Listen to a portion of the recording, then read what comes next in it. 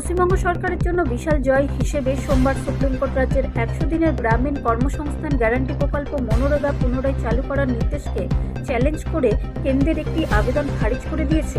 2006 সালে ইউপিএ সরকার কর্তৃক চালু করা মহাত্মা গান্ধী জাতীয় কর্মসংস্থান গ্যারান্টি প্রকল্পের লক্ষ্য হল একটি পরিবারের সকল প্রাপ্তবয়স্ক সদস্যকে একটি আর্থিক বছরে কমপক্ষে 100 দিনের মজুরি কর্মসংস্থান প্রদান করে গ্রামীণ এলাকায় জীবিকা নির্বাহে নিরাপত্তা বৃদ্ধি করা।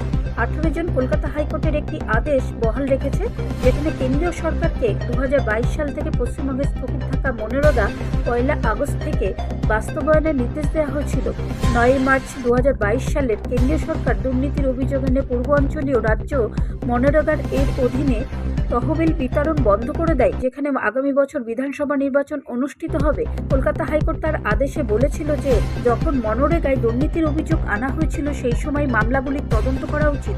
তবে আদালত আরও বলেছিল যে মনরেগা বন্ধ করা যাবে না এবং কেন্দ্রকে 1 আগস্ট থেকে এই উদ্যোগ শুরু করার নির্দেশ দিয়েছে। 22 জুলাই কেন্দ্র লোকসভাকে বর্ষাকালীন অধিবেশনে জানিয়েছিল যে গ্রাম্য উন্নয়ন মন্ত্রণালয় পশ্চিমবঙ্গের মনরেগা পুনরায় চালু করার জন্য হাইকোর্টের আদেশ অধ্যয়ন করছে।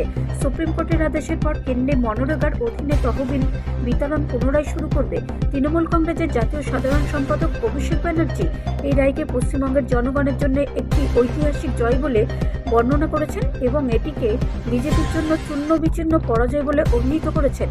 বহিরাগত বাংলা বিরোধী জমিদারের আরেকটি শোচনীয় পরাজয়। মাননীয় সুপ্রিম কোর্ট কলকাতা হাইকোর্টের বাংলায় মনরেগা পুনঃস্থাপনের নির্দেশকে চ্যালেঞ্জ করে কেন্দ্রীয় সরকারের আবেদন খারিজ করে দিয়েছে।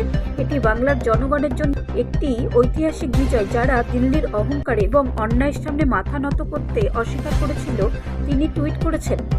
ব্যুরো রিপোর্ট, রাষ্ট্রীয় প্রসার বাংলা।